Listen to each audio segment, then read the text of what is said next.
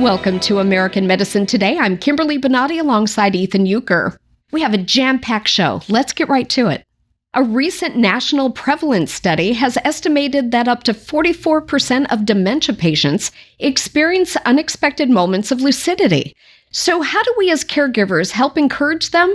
Joining us to discuss is Dr. Stephen Post, founding director of the Center for Medical Humanities, Compassionate Care and Bioethics Center at Stony Brook University. Thank you for joining us, Doctor.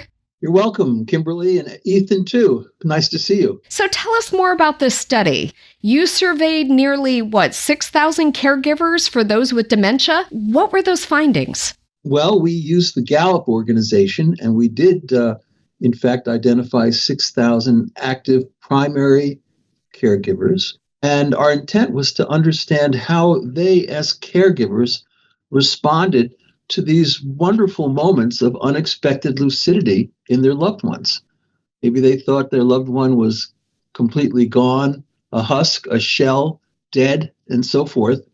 But they come back into themselves.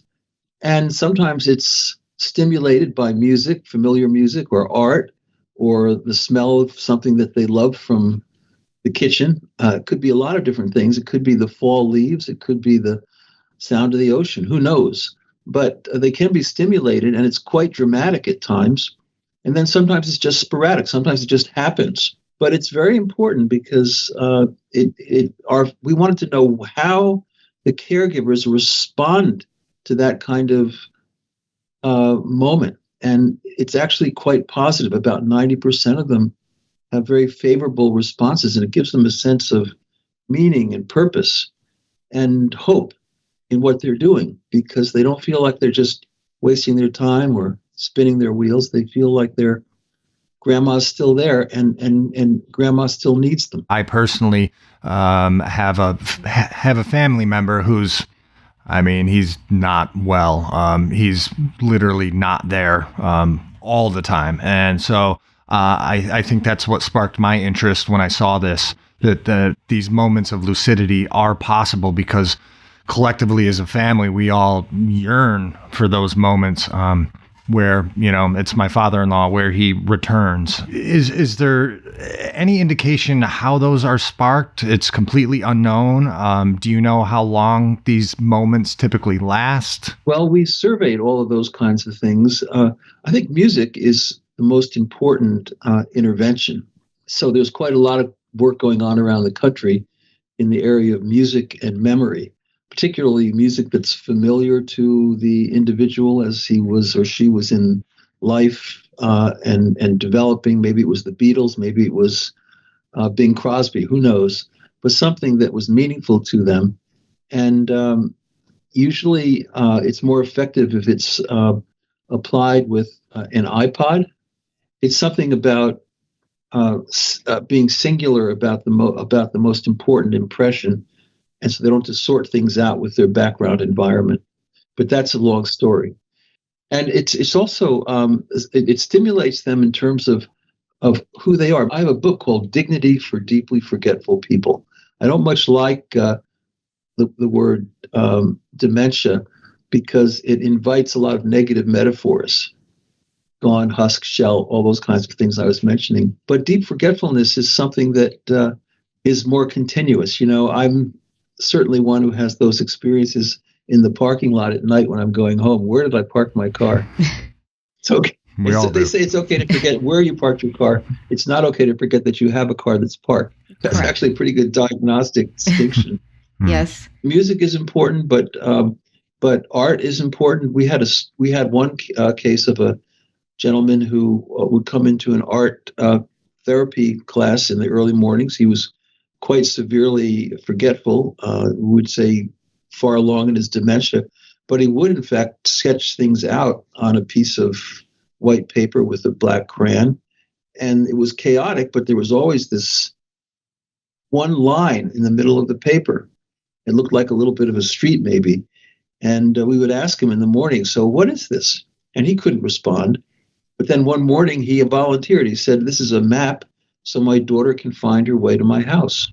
Wow. And these are anecdotally true. Many people report them. In fact, the National Institute for Health is even funding research now, trying to wonder what's going on in the brains of people who have these moments of return. You used the word, Ethan, and I think it's really important.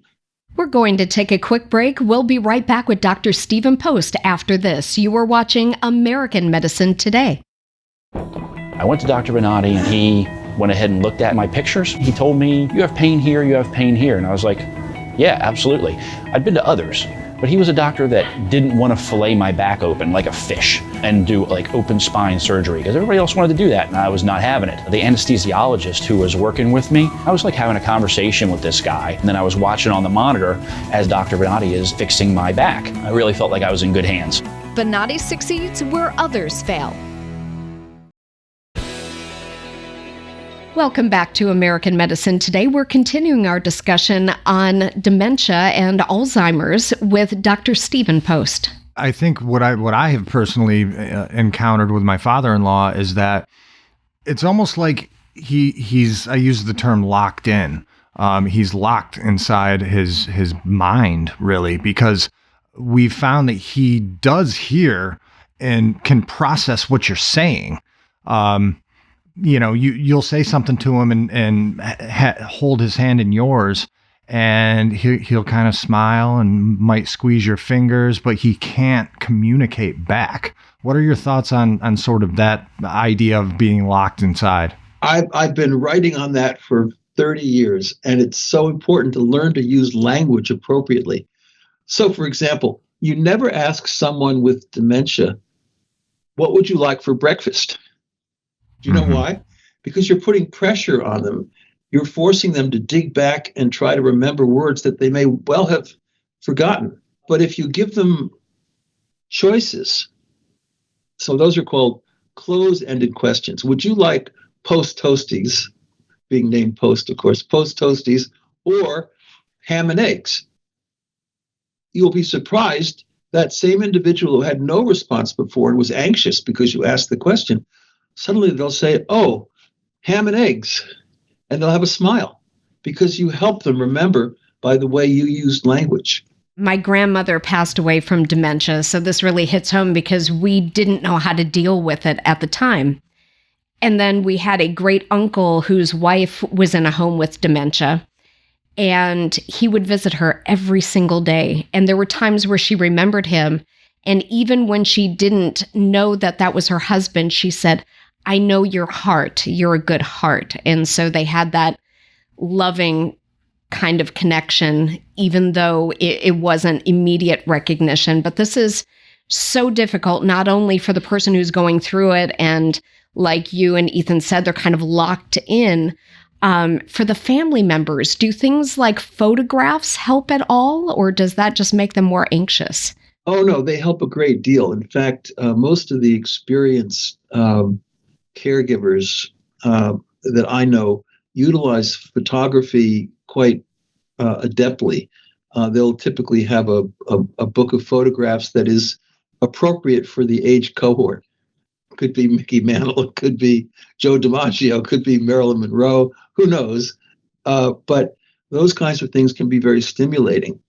And so there's more there than meets the eye, is what I like to say. And we're discovering some of the techniques that are very helpful in reconnecting with individuals and kind of freeing them from that locked in, I'll use Ethan's language, that locked in feeling. I think it's very important that we do so because honestly, the medications are, let's hope they come along and become more and more successful. Right now, they're not too great, but you can bring someone back into themselves with the right use of these stimulants, the music, the art, and so forth. And suddenly, they're kind of there a bit. Now, again, it may not last. Right. And the cynics may say, well, it's meaningless, but it's not. No, it's not meaningless to those individuals, and certainly not to their caregivers, because their caregivers say, you know what, my life as a caregiver is meaningful. It also shields them somewhat from depression, because there's a slightly higher depression rate globally among caregivers. That's why they need respite and so forth. If they are attentive and willing to notice and engage with these moments of lucidity, they tend to be happier and more relieved and find more meaning.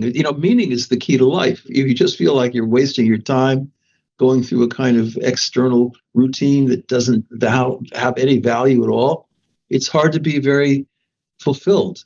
But we find that when people are trained to notice these episodes, they feel more complete. I know to get back any time with your loved one, even if it's mere minutes, is worthwhile. Thank you so much for being on the program, Dr. Stephen Post. Thanks, Doc. It's a pleasure.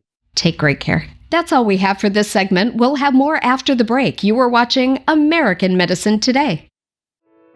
If anyone deserves the #1 Grandpa Award, it's Scott from Tampa, Florida. I have an office upstairs. I recruit nationwide in the oncology field, engineers to fix the cancer treatment machines like variants. And for a hobby, I love to make cosplay outfits for my grandkids. I've made Iron Man and Batman. I had pain in my lower back that it radiated down into my legs, through the sides of my legs and through the back of my legs. They were always really tight. And then there was this shooting pain that was like electricity right down my legs, the side of my legs and the front of my legs. And depending on what I was doing or how long I was on my feet, it could be incredibly strong shooting pains or just lightning. The car was not a friendly environment for me. You think I'm sitting, but no. Moving my foot back and forth, it was not a friendly environment. And trying to get in and out of the car, very difficult. Many, many times I just had these cramps in my legs while I'm driving, and I have to pull over and stop. I had some struggles with the stairs in my house. When I would wake up in the morning and I'd be ready to go downstairs, I would stand at the top of the stairs with both hands on both sides and just look at the stairs and go, I don't know what my legs are going to do. Gingerly, carefully put my leg down and make sure my legs were there as I walked down with holding on for dear life. Going up, I had to bend over completely, lean forward. My freezer is full of ice packs. It's amazing. I went to a chiropractor who is a great guy. He was very helpful up until the last year or so. No matter what he did, the pain was still there. I have a sister who lives in Santa Barbara, and she had back surgery 10 years ago where they went in and did pins and screws and a fusion and, cutting things out and all that stuff. She went through a year of recovery. So that really gives me pause to think about that. And when I was making my decision on what to do. That's when he saw a commercial for the Bonati Spine Institute and made the call. The day of the consultation, less than a minute, somebody came out to get me, put me in the office, and I met with the doctor. Wow, that's like clockwork. That's unusual. I've never had that happen before. Met with the doctor. He was very relaxed and interested in my experience up to this moment, asked me about my symptoms, asked me to explain where they radiate from, had me stand up, sit down, do all these different things. And he looked at the MRI, and then he says, do you have any concerns? The exclusive Bonati Spine procedures are performed incrementally using conscious IV sedation. This keeps the patient alert and communicating with their surgeon to ensure the source of their pain is eliminated before they leave the operating table. And they were asking me different questions. Do you feel this? Do you feel that? It wasn't uncomfortable or anything. It was just information that they needed. He said, okay, great. That's what we needed to know. After the procedure, I went into the recovery room.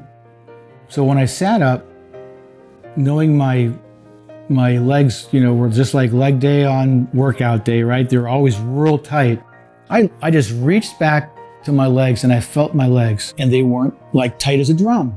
They were relaxed. So that's new. And so when I stood up, they said, do you feel any pain? I said, no, I don't. That's unusual. Everything was just gone.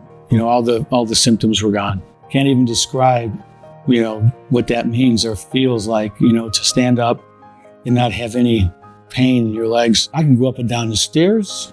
I was feeling pretty good, actually. We sat down with Scott just 3 months after his procedures at the Bonati Spine Institute. He is already back to his routine and doing the things he loves most. Well, I've been walking. I've been lifting things. I've been doing things around the house. I've been going back to my normal activities I used to do 2 years ago. I am getting stronger and stronger, and you get out of shape when you don't do these things. And so I'm getting back in shape. I am just a believer, and I'm very thankful that I went through that. And I'm living the dream right now. To see more stories of recovery just like this, search for the Bonati Spine Institute on YouTube, Rumble, Apple's App Store, Google's Play Store, Roku, and Amazon's Fire TV. Well, this wraps up this edition of American Medicine Today. Make sure to check out our show anytime, anywhere. Add us to your favorite streaming device. Search American Medicine Today. If you have any comments or questions, contact us at the numbers below. Or you can tweet at Dr. Bonati using the hashtag American Medicine Today or hashtag AMT. We would like to hear from you.